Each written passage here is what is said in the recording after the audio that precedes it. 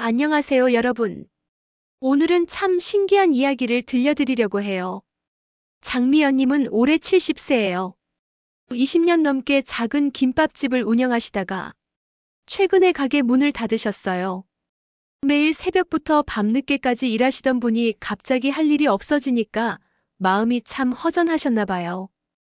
그런데 어느 날 조카 한소리가 찾아왔어요. 이모 할머니께서 이모한테 꼭 전해드리라고 하셨어요. 한소리가 건넨 건 낡고 누런 노트 한 권이었어요. 바로 미연 할머니 어머님의 레시피 노트였죠.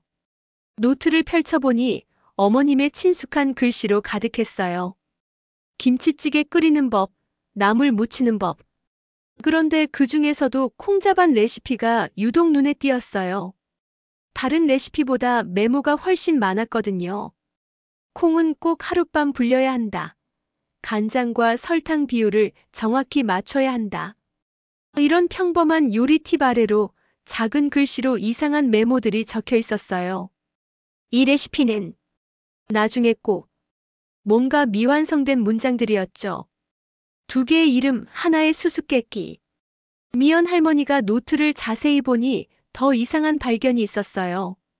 콩자반 레시피 맨 아래쪽에 서명이 두 개나 있었거든요.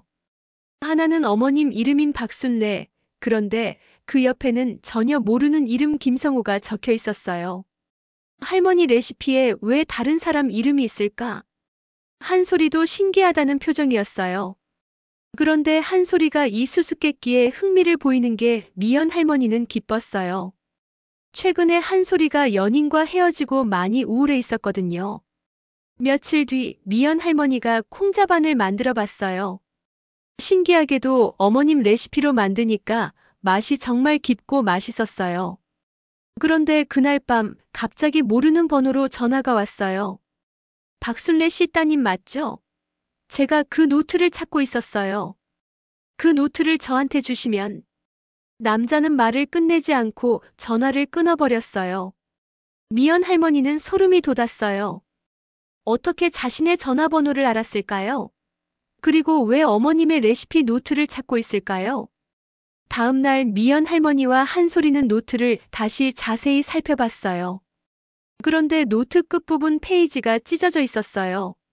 남은 부분에는 이상한 글귀만 있었죠. 2번, 3번, 그리고 잊어버려. 그 아래에는 한소라, 내 말을 꼭 기억해라고 적혀 있었어요. 한소리가 갑자기 소리쳤어요. 이모, 이거 암호 같아요. 암호? 네. 할머니가 콩은 하룻밤 불려야 한다고 했잖아요. 밤은 10이시죠. 그리고 2번, 3번은 2시, 3시. 잊어버려는 0이 아닐까요? 그러고 보니 노트 표지에 붙어있던 오래된 스티커도 수상했어요. 스티커를 조심스럽게 떼어내니 그 밑에 숫자가 희미하게 보였어요. 824. 한소리가 인터넷으로 박순례와 김성호를 함께 검색해봤어요. 그런데 놀라운 검색 결과가 나왔어요. 40년 전 신문 기사였어요. 기사 제목은 사라진 국보급 유물과 미술계의 거장이었어요. 사진에는 젊은 시절의 할머니와 한 남자가 함께 찍힌 모습이 있었어요. 미연 할머니는 깜짝 놀랐어요. 평생 김밥집만 운영하시던 어머님께 이런 비밀이 있었다니요. 여러분 어떠세요? 미연 할머니와 한소리가 과연 이 수수께끼를 풀 수 있을까요? 어머님의 레시피 노트는 단순한 요리책이 아니었어요. 그 안에는 40년 전에 어떤 비밀이 숨어 있었던 거죠. 그리고 이 수수께끼를 푸는 과정에서 한소리도 새로운 희망을 찾게 되었어요. 때로는 우리 가족의 오래된 물건들 안에 우리가 모르던 특별한 이야기가 숨어 있을지도 모르겠어요. 다음 시간에는 미연 할머니와 한소리가 과연 어떤 비밀을 발견하게 될지 그 이야기를 계속 들려드릴게요. 824는 과연 무엇을 의미할까요? 인터넷 검색 결과를 본 미연 할머니와 한소리는 깜짝 놀랐어요. 40년 전 신문 기사에 젊은 시절의 할머니 사진이 나와 있었거든요. 그것도 김성호라는 남자와 함께요. 기사 제목은 사라진 국보급 유물과 미술계의 거장이었어요. 내용을 읽어보니 더 놀라웠어요. 미연 할머니 어머님은 평생 김밥집 사장이 아니었어요. 젊은 시절에는 미술품을 고치는 전문가셨던 거죠. 그런데 어느 날 정말 귀중한 보물인 금동미륵 보살반 가사유상의 일부가 사라졌어요. 그리고 할머니 어머님과 김성호 씨가 범인으로 의심받았던 거예요. 하지만 증거가 없어서 풀려나셨고 그 후로는 완전히 다른 삶을 사셨던 거죠. 김성호의 아들이 미연 할머니에게 전화를 걸었던 이유가 밝혀졌어요. 김성호 씨도 돌아가시기 전에 아들에게 똑같은 레시피 노트를 남겼거든요. 그런데 그 노트는 반쪽짜리였어요. 제 아버지도 돌아가시기 전에 말씀하셨어요. 진실은 레시피 속에 있다고요. 김성호의 아들은 협박하려던 게 아니었어요. 40년 동안 아버지의 억울함을 풀고 싶었던 거였죠. 드디어 서울역 시계탑에서 만난 두 사람. 미연 할머니와 김성호의 아들이 각자의 노트를 꺼내 합쳤어요. 그러자 신기한 일이 일어났어요. 찢어진 두 노트가 딱 맞아떨어지면서 완전한 레시피가 되었어요. 그런데 이제서야 진짜 비밀이 드러났어요. 콩자반 레시피가 사실은 암호였던 거예요. 마이너스 하룻밤 12시, 마이너스 간장 2숟가락 2시, 마이너스 설탕 3숟가락 3시, 마이너스 잊어버려 0층. 즉 12시 2분 3초 미술관 0층 창고라는 뜻이었어요. 경찰과 함께 미술관 창고를 찾아갔어요. 정말로 그곳에서 40년 전 사라진 금동미륵 보살반 가사유상의 일부를 발견했어요.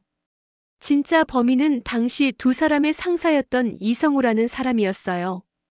그는 유물을 훔치고 미연 할머니 어머님과 김성호 씨에게 누명을 씌웠던 거죠.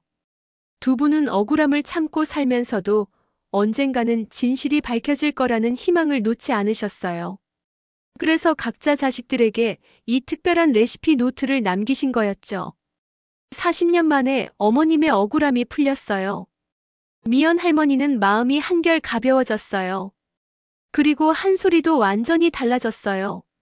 할머니가 남긴 수수께끼를 푸는 과정에서 새로운 희망과 용기를 찾았거든요. 미연 할머니는 김밥집을 다시 열기로 했어요. 이번에는 가게 이름을 엄마의 레시피로 정하셨어요. 그리고 어머님의 노트를 액자에 넣어 벽에 걸어두셨어요.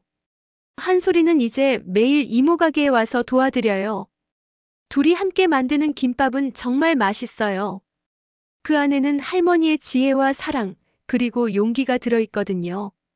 여러분 어떠셨나요? 때로는 우리 가족이 남긴 작은 것들 안에 큰 이야기가 숨어 있을지도 모르겠어요. 미연 할머니의 어머님은 평생 진실을 지키면서도 딸에게는 따뜻한 사랑만 주셨어요. 그리고 마지막에는 용기 있는 선택을 할 수 있는 기회까지 선물해 주셨죠. 한솔이도 어려운 시기를 겪었지만 할머니 덕분에 새로운 시작을 할 수 있게 되었어요. 이제 엄마의 레시피 김밥집에서는 매일 따뜻한 이야기들이 만들어지고 있어요. 여러분 가족에게는 어떤 특별한 추억이나 이야기가 있나요? 다음에는 또 다른 따뜻한 이야기로 찾아뵐게요. 긴 영상 봐주시고 들어주셔서 감사합니다. 구독과 좋아요는 영상을 만드는데 큰 힘이 됩니다.